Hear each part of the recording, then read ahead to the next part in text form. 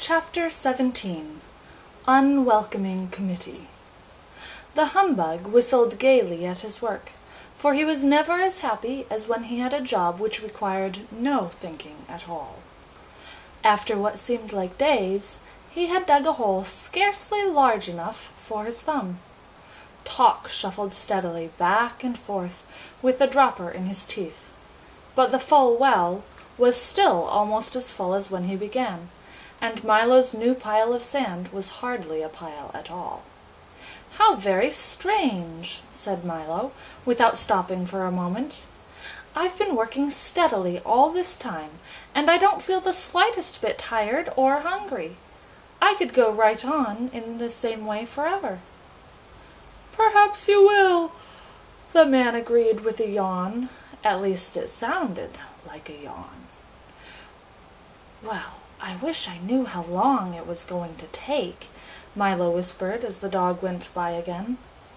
"Why not use your magic staff and find out?" replied Talk, as clearly as anyone could with an eyedropper in his mouth.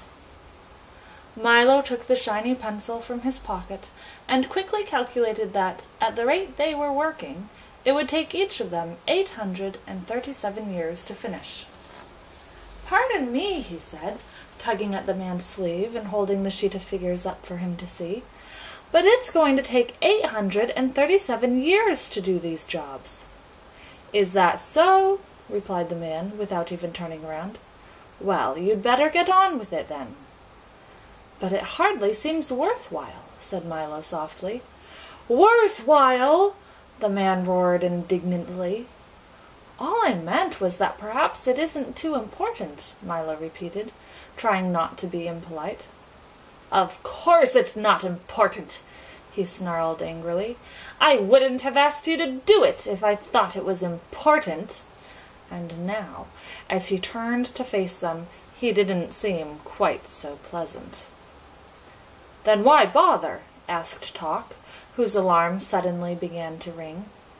"Because, my young friends," he muttered sourly, "what could be more important than doing unimportant things? If you stop to do enough of them, you'll never get to where you're going." He punctuated his last remark with a villainous laugh. "Then you must—" gasped Milo.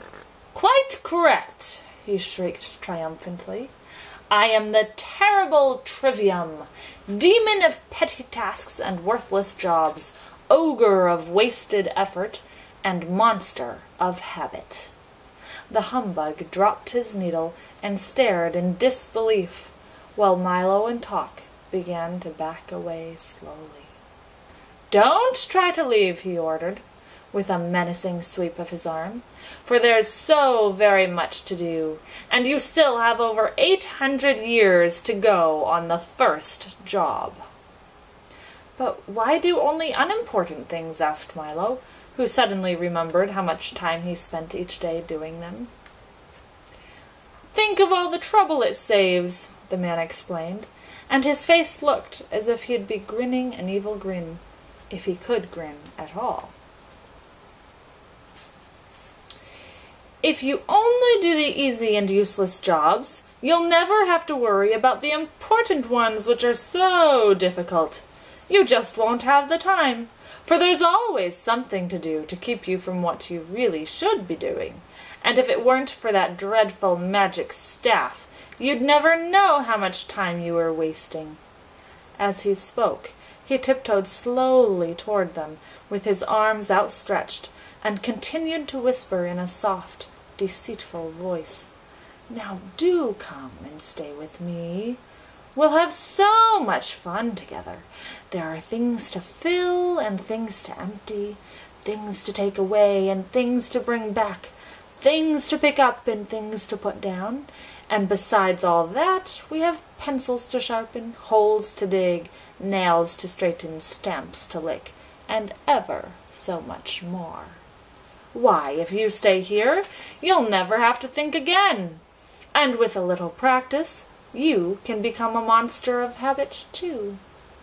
They were all transfixed by the Trivium's soothing voice, But just as he was about to clutch them in his well-manicured fingers, a voice cried out, "Run! Run!" Milo, who thought it was Talk, turned suddenly and dashed up the trail. "Run! Run!" it shouted again, and this time Talk thought it was Milo and quickly followed him. "Run! Run!"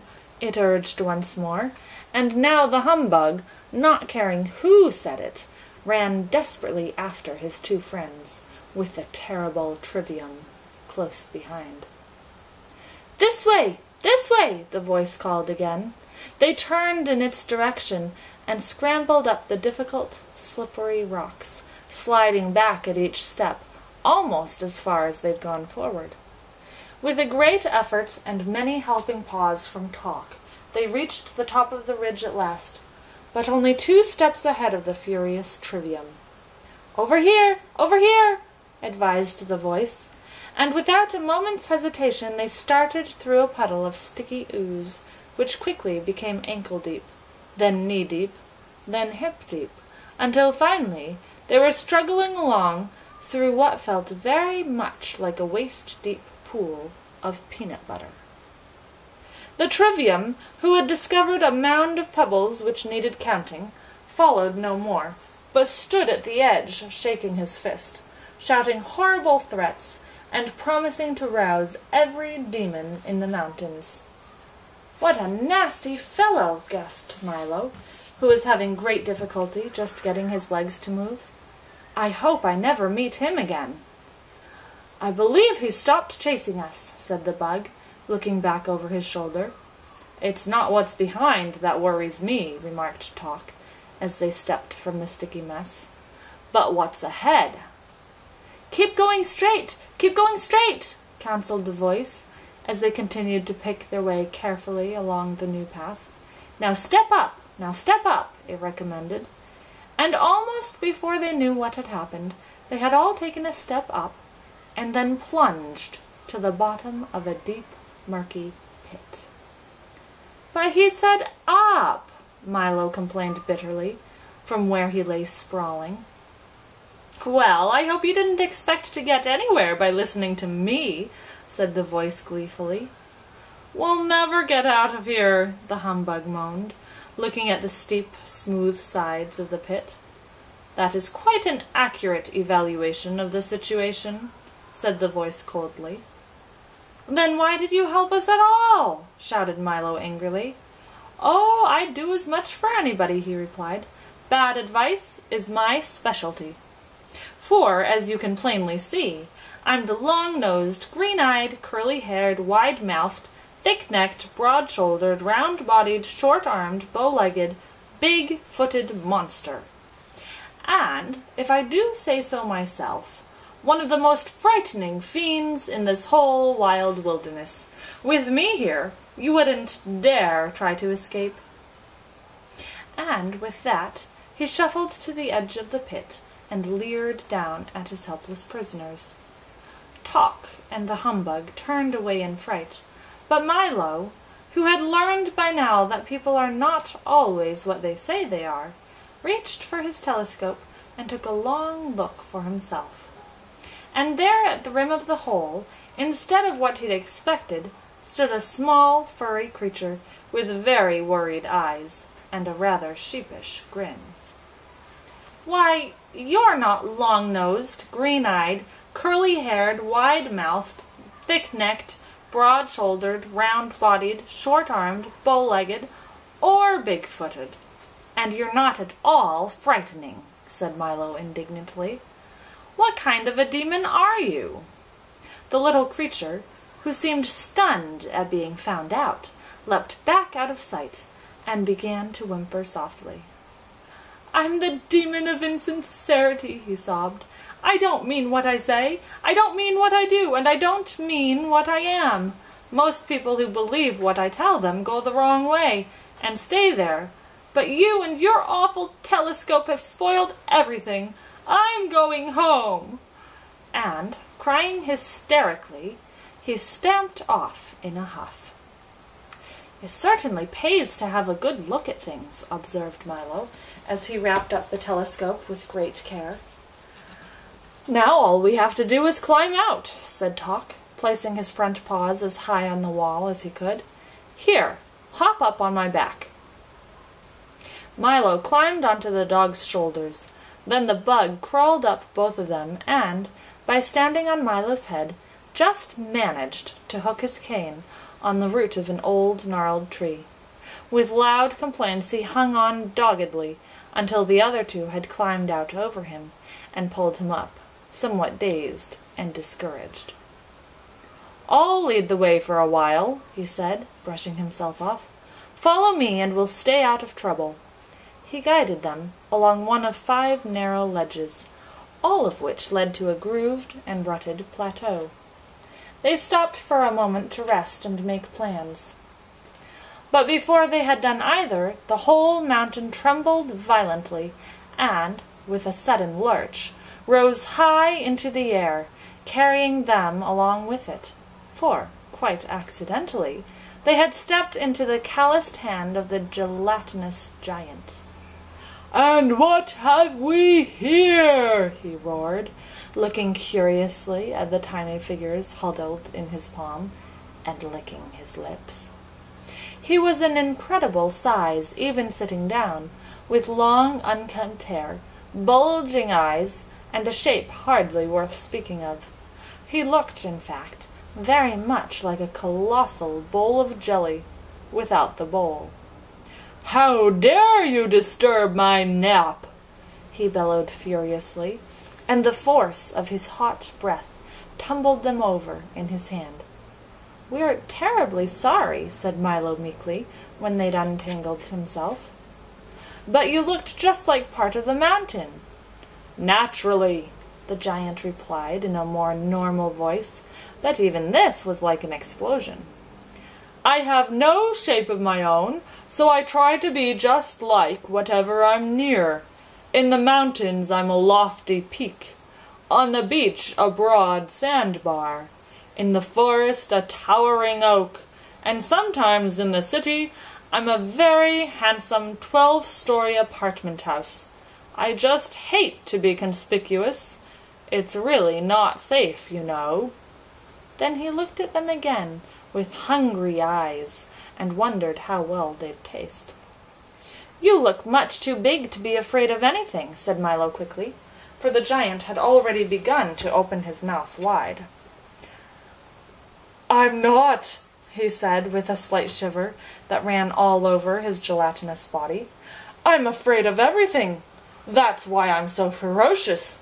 If the others found out, I'd just die. Now do be quiet while I eat my breakfast." He raised his hand toward his gaping mouth, and the humbug shut his eyes tightly and clasped both hands over his head. "Then aren't you really a fearful demon?" Milo asked desperately, on the assumption that the giant had been brought up well enough not to talk with a mouthful.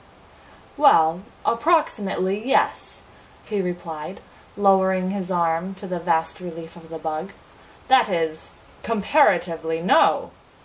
What I mean is, relatively, maybe. In other words, roughly, perhaps. What does everyone else think? There, you see," he said peevishly, "I'm even afraid to make a positive statement, so please stop asking questions before I lose my appetite altogether." Then he raised his arm again, and prepared to swallow the 3 of them in one gulp. "Why don't you help us rescue Rhyme and Reason? Then maybe things will get better," shouted Milo again, this time almost too late, for in another instant they would have all been gone. "Oh, I wouldn't do that," said the giant thoughtfully, lowering his arm once more. "I mean, why not leave well enough alone? That is, it'll never work. I wouldn't take a chance. In other words, let's keep things as they are. Changes are so frightening." As he spoke, he began to look a bit ill. "Maybe I'll just eat one of you," he remarked unhappily, "and save the rest for later. I don't feel very well." "I have a better idea," said Milo. "You do?" interrupted the giant, losing any desire to eat at all. If it's one thing I can't swallow, it's ideas. They're so hard to digest." "I have a box full of all the ideas in the world," said Milo, proudly holding up the gift King Azaz had given him. The thought of it terrified the giant, who began to shake like an enormous pudding. "Put me down and just go away," he pleaded, forgetting for a moment who had hold of whom. "And please don't open that box." In another moment he'd set them down on the next jagged peak and, with panic in his eyes, lumbered off to warn the others of this terrible new threat. But news travels quickly. The word-snatcher, the trivium, and the long-nosed, green-eyed, curly-haired, wide-mouthed, thick-necked, broad-shouldered, round-bodied, short-armed, bow-legged, big-footed monster had already spread the alarm throughout the evil, unenlightened mountains. And out the demons came, from every cave and crevice, through every fissure and crack, from under the rocks and up from the mud, stomping and shuffling, slithering and sliding through the murky shadows. And all had only one thought in mind: destroy the intruders and protect ignorance. From where they stood, Milo, Talk, and the humbug could see them moving steadily forward, still far away, but coming quickly. On all sides the cliffs were alive with this evil collection of crawling, looming, creeping, lurching shapes. Some could be seen plainly, others were but dim silhouettes, and yet still more, only now beginning to stir from their foul places, would be along much sooner than they were wanted. "We'd better hurry," barked Talk, "or they're sure to catch us." And he started up the trail again. Milo took one deep breath and did the same, and the bug, now that he knew what lay behind, ran ahead with renewed enthusiasm.